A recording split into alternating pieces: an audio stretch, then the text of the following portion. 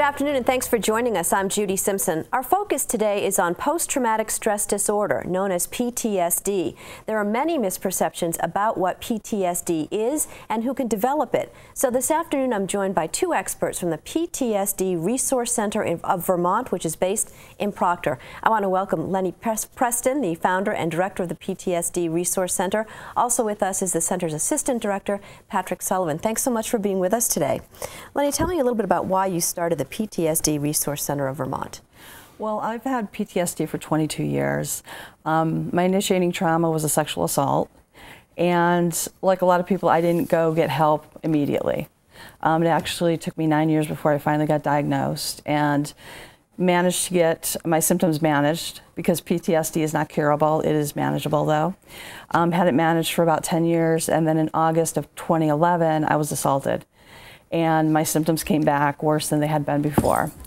And if you're a military person, you've got the VA as an option to go to. I'm a civilian. I was a police officer for a while, but I don't have military experience. So the only option I had, or anybody like me has, is a private counselor. And there's no support groups. And so once I got done being frustrated about the fact that I had nowhere else to go, I decided to start an organization for anybody with PTSD, whether it be military, first responders, or civilians, so that we have support groups so you can go and get support and talk to people who know and understand what you're going through with PTSD. Now, as you noted, people think obviously of military members first, but talk about some of the other professions that come with significant risk. Well, there are professions that have high risk. Military is one of them. Firefighters, law enforcement, corrections officers, dispatchers, emergency personnel like doctors in the ER. And a lot of people don't think about that. They don't think that, you know, the military would have, or the law enforcement would have PTSD just like the military does. And one of the things that's hard to do is study it within the first responder community because of the fact of the stigma that exists.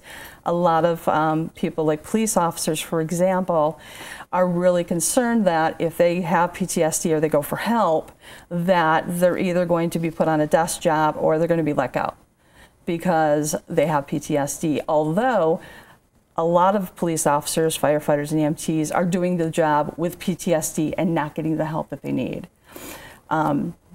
So a lot of the numbers that I find in all the studies, there's ranges. Right. The only one that has a specific number, for whatever reason, is correctional officers. There's 39% of correctional officers have PTSD. But if you look at everything else, law enforcement, the newer statistic says it's between 15% and 18% of police officers have PTSD. So Patrick, tell me about your story. I was a firefighter, paramedic for a major city, and also on a couple search and rescues, one United States Search and Rescue, worked 9/11. And so I can speak on the first responder. And the reason why there's a stigma, there's a reason why we don't ask for help or get help, because we're afraid that we might get kicked off, or we might, you know, sent to another station, or it might be laid off. Seen as a weakness. Seen as a weakness because, you know, as a firefighter, you have to have everyone's back. And you don't want the person looking over the shoulder saying, is he, you know, is he crazy? Can I trust him? Yeah, is he crazy? Is he going to go in this burning building? What's going to happen? So you keep it into yourself, and that's the worst thing you can do, is just, you know, suppress it, because it's going to come out. Either you know, there's a lot of drug use, a lot of alcoholism, a lot of anger. And the best thing is there's critical incident stress teams, and be called out within 72 hours to talk about the call is very beneficial. Are there some misperceptions about whether PTSD is a psychological condition? There is. A lot of people hear PTSD and they think psychological issue. And a lot of times what they'll also do is loved ones, friends, families will say, well, just get over it. And they say that, you know, meaning well. Right. But they don't understand that it's not just a psychological issue. Research has been done that has found that there are actually physical changes within the brain itself. There's increased blood flow to the prefrontal cortex, which deals with impulse control and decision making. the hippocampus shrinks, or there's an atrophy of that, and that deals with short-term memory, learning, and emotions. And then there's also a decrease in gray matter, which indicates neuron damage. So these things in people with PTSD doesn't just go away. You can't just get over it. Right. And so one of the things that our organization tries to put out there is this information that research is finding about the issues with the brain itself, not just the chemicals, but actually the brain itself. And there's actually MRI images that Right. prove a person that's doesn't have PTSD to a person that has PTSD, and it's very different. So what services do you offer? We offer, one of the main things we offer are peer support groups, and we have 3 that are specifically for people with PTSD. We have one called Battle Buddies, which is specifically for military. We have one called First Responders Group, and that's specifically for, police, firefighters, EMTs, dispatchers, corrections officers, anyone who would fall in that first responder category. And then we have Survivor Strong, and that's for any civilian who has PTSD, so that they have a place to go and find support that they need. And there's also a 4th group too. Yes, we also have a family members group, because oftentimes what happens is the family members of those with PTSD need support too, and they kind of forget about themselves because they're worrying about and trying to run interference for triggers, Right. Trying to ward off possible flashbacks, things like that. That's very stressful. And it's very stressful. And also, if you're having an issue, like some of the symptoms that some people have with PTSD is the inability to connect with other people or isolating, things like that. And sometimes their emotional response to things, other people who don't have PTSD don't understand that it's normal, but it seems abnormal, like an overreaction to things. And so if you have a spouse, for example, who you're living with who has PTSD and has these things going on, you may talk to your friend who has no clue about PTSD, and they hear this and they're like, well, why are you with them? They don't Right. have the understanding. So with the family support group, you can go with other people who are dealing with the same thing and get that support and information, and people have been through similar things that you're going through, and you need that. And you also need a break sometimes, and the Right. family members often forget to do that, to take a break for themselves so that they can be healthy also. What kind of feedback do you get? Well, we get positive feedback because it's always better to talk to someone who's been through it. There's a difference between talking to someone who's read in a book or compared to someone who's actually lived it. So there's positive feedback in that, just because when we nod our heads, we understand. We've been there, or we're there ourselves, so we can help through our own experience and give them hope too, because they might be in a very bad situation, situations that we might have been in, and we can tell them how we did it, how we came out of it, and it's beneficial to hear it from someone who's been in the war, so to speak. And it's also, too, people with PTSD know that they're not the only one with PTSD. But there's a huge difference knowing in your head versus going in a room and there's 5 or 6 other people who have PTSD. And then you realize, okay, yeah, I'm really not alone in this. And there's a physical place you can go, which is Right. your office. Yes, Correct. we just opened an office in Proctor, so which is nice because we can run our groups out of there, and then people can come and get information. We do a basic awareness class, which we do for anybody who wants to know about PTSD. My hope is that we'll get some employers and some brass from the first responders to come and actually learn about PTSD and not just assume, because I know that there are some employers who don't hire veterans because they don't want to deal with PTSD, even though not every veteran has PTSD. But there's that assumption out there in the general public that if you are a veteran, especially if you went overseas, you have PTSD, even though that's not true. Which means you may be violent, Right. which is also not true. Right. And undependent, we're not dependable, not responsible, which is not true. We're very hardworking. And we recently had a fire department, our local fire department have interest, so we're going to be doing a class for them as well. Yeah. Let's talk a little bit about that, because you really are willing to do pretty much anything that somebody needs to have done.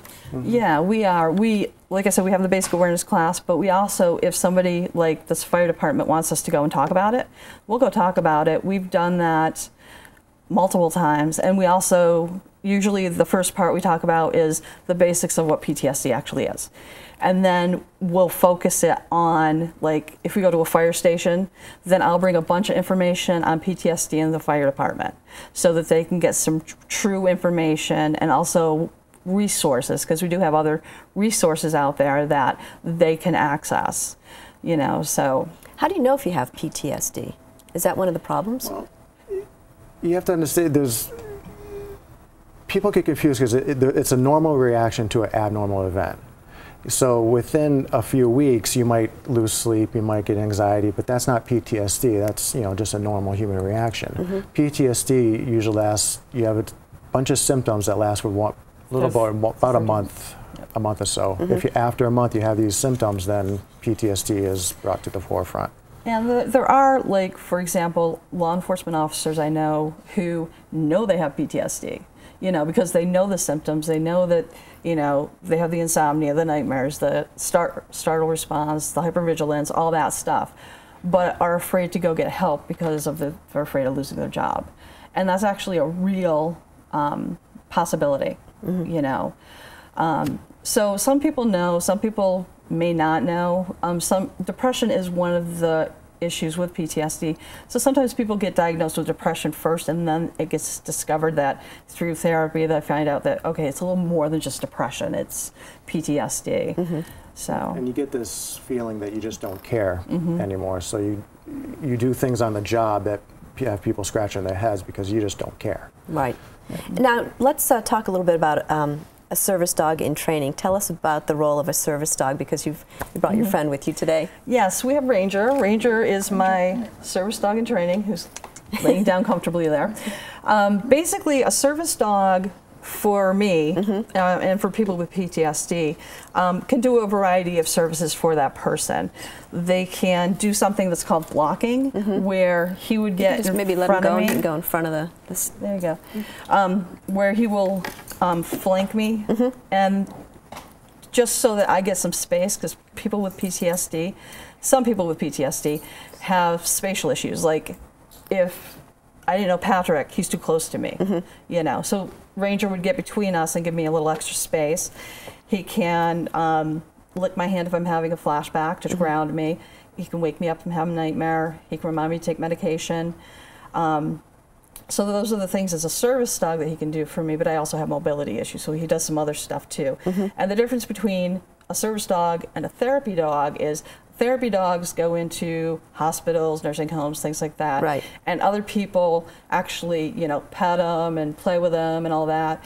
He's my a working service dog. Yeah, he's like a police canine, you know. He's got a job to do, and that's what he does. And so, and he's 8 months old, and he's just finishing up his training. He's doing his public place training that he's got to succeed and finish, and then he'll be a complete service dog and can go everywhere with me that I go. If someone wants more information or wants to contact you, what should they do?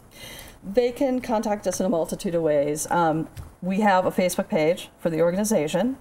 We have a website, which is it's PTSD Resource Center of Vermont.us.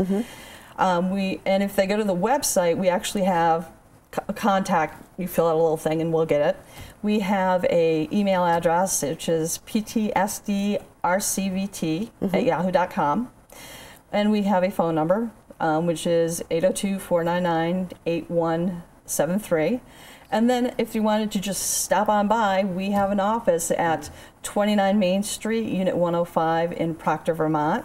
It's in the same building as the post office. So We That's offer the way to free go. information, any pamphlets, booklets Yeah. that you may take. So Yeah. everything is free. All our services are free. Yeah, and you don't have to have PTSD to come in and get information, because one of the things, like I said, we like to do is try to increase awareness, because it is important that people have a better understanding of the facts versus the fiction of what PTSD actually is. Well, absolutely, and thank you so much for coming in today to talk about that and thank you you know, for having us. spread the information. Well, thank you very much. Thank you very much. It's important to get the awareness out in education. So. Thank you. Yep. That's our program for today. I'm Judy Simpson. We'll see you again next time on Across the Fence.